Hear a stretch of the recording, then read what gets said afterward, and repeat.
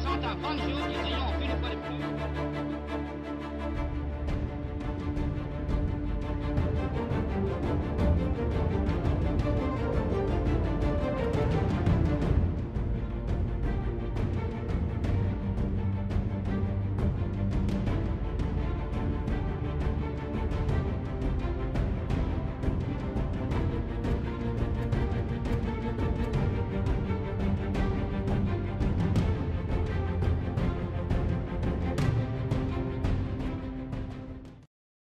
L'histoire du circuit, c'est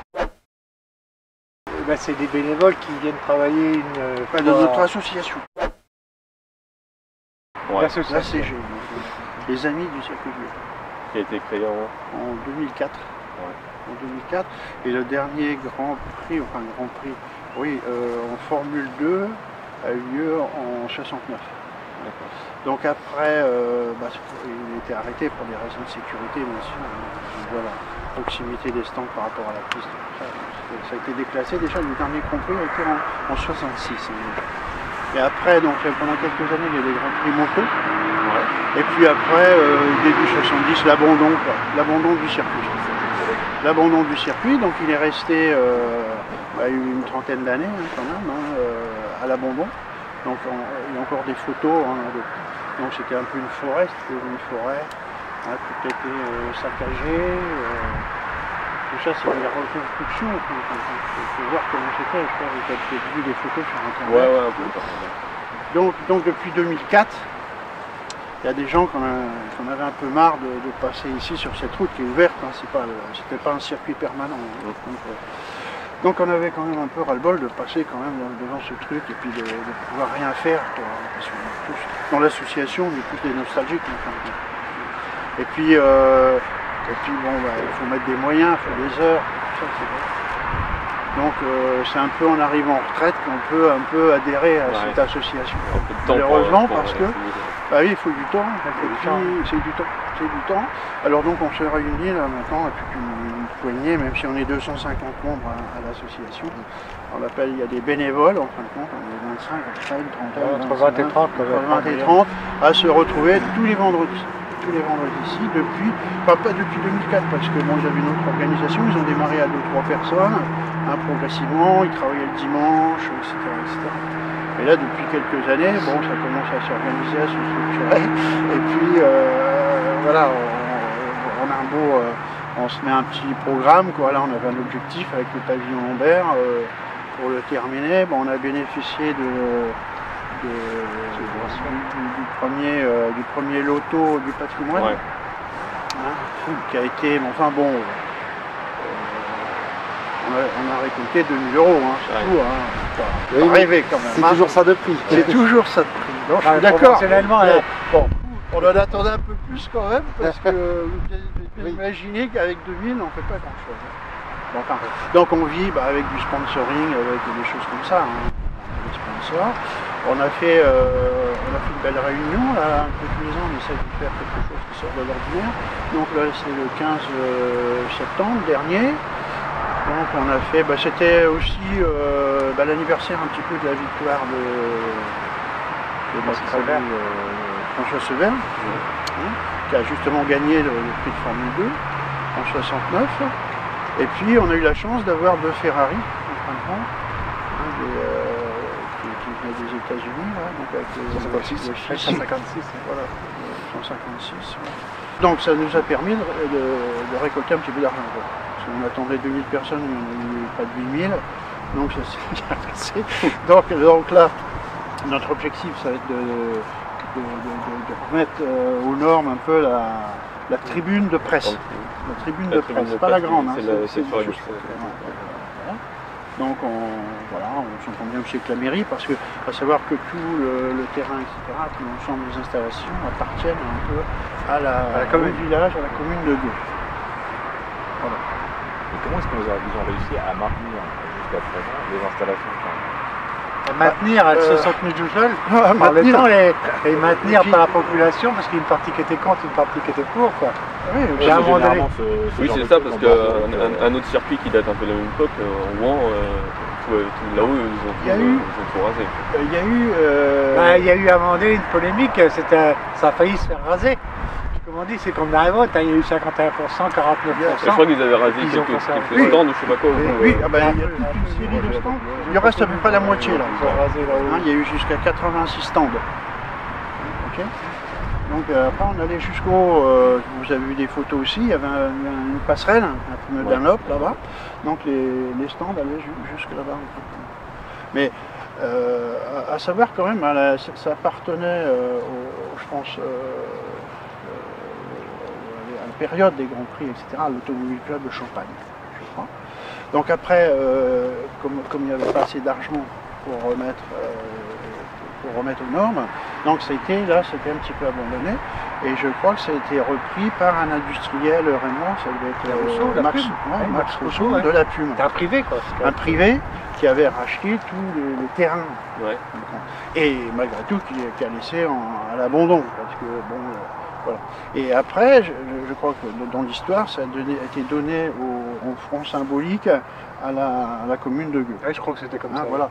Donc, voilà, donc lui, c'est ce personnage, bon, je pense qu'il aimait le circuit de Gueux, bon, à son époque, n'a rien voulu démolir, hein, sauf qu'il n'a pas pu entreprendre de travaux, hein, malheureusement. Et après, quand il a reprise par la commune de Gueux, je pense que là, bon, il y a eu des initiatives un peu peut-être malheureuses, hein, pour nous. Il y avait une maison de gardien qui était rasée, il y avait tous les sanitaires qui étaient rasés, des stands, une partie des stands, peut-être une trentaine de stands qui ont été rasés. Bon, ben voilà. Bon, maintenant, il y a une autre gestion depuis 2004. Voilà, il y a une structure qui s'occupe de ça. On a de très bonnes relations avec la. Et au fur et à mesure que la rénovation avance, bon, les gens de la commune sont plus pour nous. Voilà. Bah, surtout depuis le 15 septembre, parce que comme il y a eu 5200 personnes ici qui sont venues, ça a motivé. Les gens se sont rendus compte que finalement l'automobile, on tape tellement dessus que là finalement on organise une manifestation, il y a eu une météo extraordinaire, il y a eu 5200 personnes, et tout le monde dit vous faites ça quand? Ouais, tout le monde a dit vous faites ça quand parce que c'était tellement bien, les gens étaient tellement contents de voir de belles voitures, d'avoir un beau spectacle. Et puis avant il y avait un autre événement, je sais pas comment ça s'appelait, il y a quelques années. Oui, il y a eu 3, mais enfin c'était un peu une organisation privée en fin de compte. Hein, c'était week-end de l'excellence. C'était des week-ends de l'excellence, il y en a eu 3. Qui c'était le manager aussi? C'était Hummel, non? Hummel, non, c'est ça. Hummel. Oui, donc bon, il venait avec toute son organisation, etc. Bon, les gens de la CG étaient là pour coordonner. Bon, oui, c'est ça, ils voulaient faire un peu ça dans le style un petit peu du monde classique, etc. Là, il avait ouvert le circuit, je crois.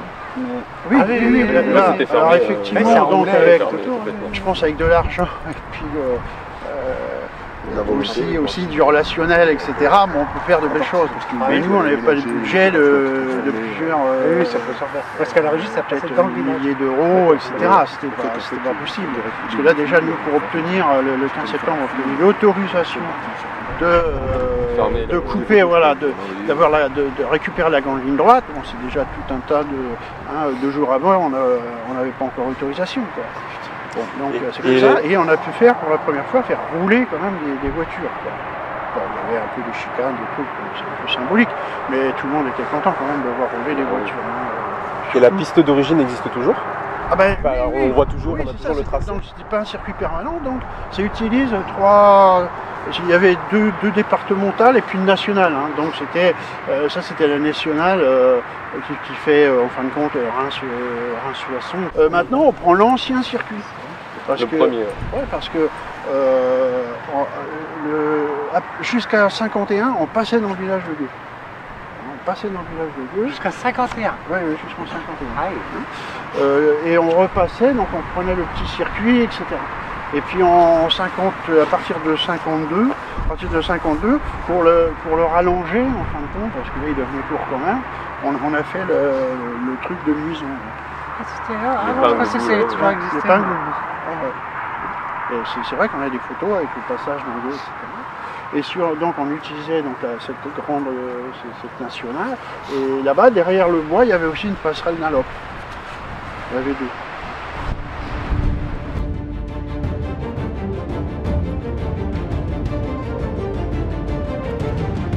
Il reste Donc on a le pavillon Lambert. Le pavillon Lambert, c'était le pavillon du chronométrage. C'est-à-dire, c'est pas la victoire on a eu de Mazda. la ligne d'arrivée, la ligne de départ était en face. En face du pavillon. Là-bas, il y avait la sécurité, la direction, etc. Mais ça, c'était fait après, hein. C'était fait en 53, parce que en fin de compte, le départ et l'arrivée se situaient ici, hein, avant 53. On a un grand pavillon là, vous avez vu là, de 3-4 étages, 5 étages. Maintenant on l'appelle la tour des restaurants, et tout le bas c'était la partie justement chronométrage, etc. Puisqu'il y avait la ligne d'arrivée juste en face. Mais après c'était, donc on l'appelle la tour des restaurants parce qu'il y avait 3 restaurants. Là. Okay. Là ici on avait tous les stands. Là, je vous dis 10 stands, il peut y en avoir 83 je crois, 80, et qui allaient jusqu'au point là-bas. Là-bas, oui, alors là-bas, sur un terrain, là il y a encore des arbres, c'est un terrain qui ne nous appartient pas et qui appartient pas à la municipalité. Et là-bas, il y avait un grand restaurant, une sorte d'auberge, où il y avait des grillades. Et il existe encore un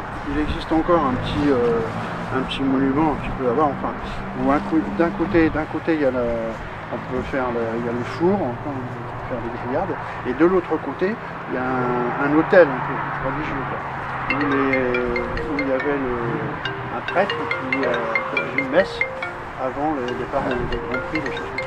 C'était toujours dans le début juillet. D'accord. Alors majoritairement il y avait toujours un soleil, c'est toujours réputé pour ça.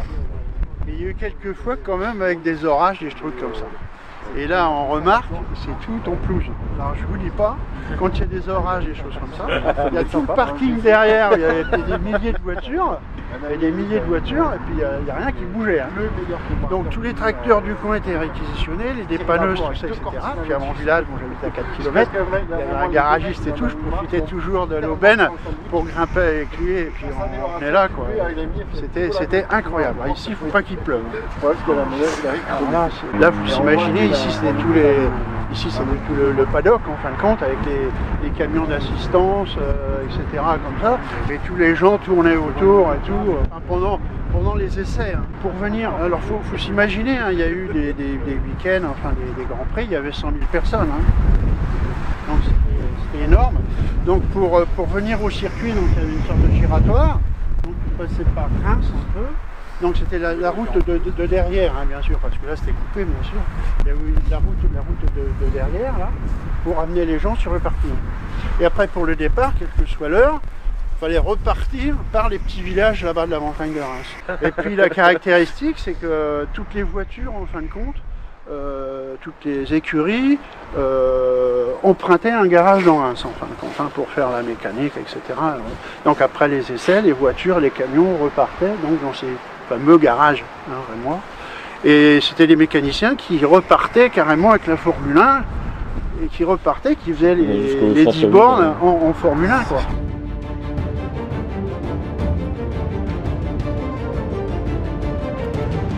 Ça c'était le bloc habitat. Hein. Le bloc habitat, bon, on veut dire, ça veut rien dire. Donc il y a 8 cellules en fait. Il y a 8 cellules, et pour la semaine les cellules étaient louées à des grands sponsors. En fin de compte, hein. Comme là, l'Union, c'est le journal, voilà. Champagne. Il y avait Champagne et Rouen. Alors, donc ils prenaient le bas et le haut. Hein, et ils recevaient, et devant aussi, ils avaient jusqu'ici je crois, donc ils mettaient des terrasses avec des parasols et tout. Et c'était une opération. Il faut le savoir, c'était la réception. Les pilotes aimaient bien venir à Gueux parce que c'était champagne à gogo. C'était à gogo, il n'y avait pas la loi E20, il n'y avait pas. C'était à gogo quoi. Et puis c'était constamment quoi. C'était bon pendant les essais, bon celui qui fait le plus rapide sur ce tour-là, sans bouteille, c'était que comme ça. Jusqu'à dire Toto Roche, qui était le grand patron, un petit peu, je ne sais pas si vous connaissez ce personnage. Non. Donc c'était Raymond Roche, bon, qui a démarré un peu, qui était au départ de l'implantation ici, qui a managé tous les grands prix, tout ça. Il a même été monter les grands prix à à l'étranger, tout ça, etc. C'était vraiment le pilier. Et dès qu'il a arrêté, en fin de compte, derrière, ça s'est arrêté aussi, parce qu'il faut toujours un manager dans ces trucs-là. Et lui, il a été obligé, à un moment, de dire, bon, écoutez, il a arrêté à, je sais plus, 13 ou 14 fournisseurs, quoi, pour essayer de gérer, quoi. Hein. Et alors, on retrouve les grands noms, hein, toujours dans les programmes, tout ça, etc. Mais ça arrosait, quoi, à tous les étages. C'était comme ça. Donc les gens, tout un tas d'histoires dans les hôtels de Reims. Petite parenthèse, Fronjou ne buvait pas de champagne. Il donnait tout à ses mécaniciens.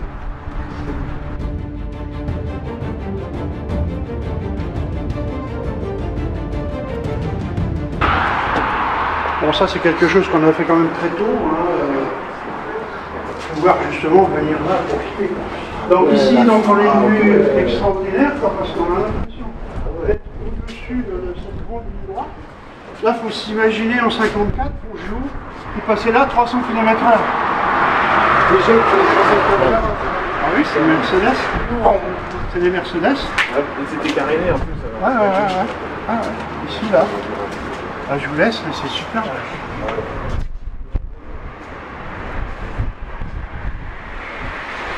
Il y avait des gens qui étaient dans les loges un peu devant. Mais après l'accident du Mans,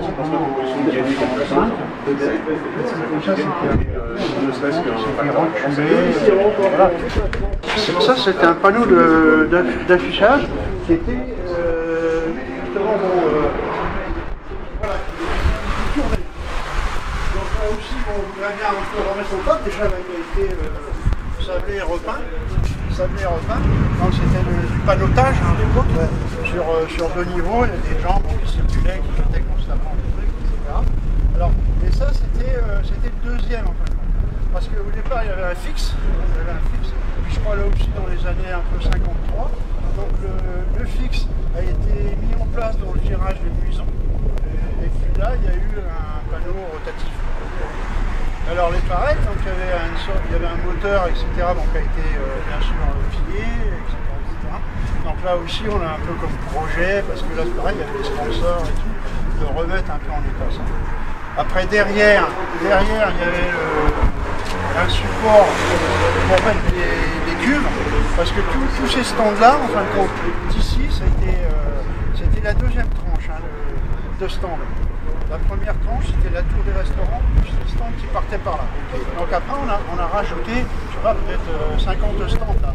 Pratiquement, le peu d'un lot était beaucoup un petit peu des tribunes là-bas, vous imaginez, et les stands remontaient comme ça. Donc, et tous ces stands-là, en fin de compte, ont été alimentés par les réservoirs là. Pas les autres, ceux-là. Ça existe encore, hein. On voit encore les arrivées. Hein, de pétrole. Il y avait deux types d'essence, je pense. Alors là, c'est pareil, hein, c'était quoi? C'était Shell, il y a eu Shell et puis BP. Et là, on a un sponsor qui nous a donné le tube, on puisse les remettre là-bas.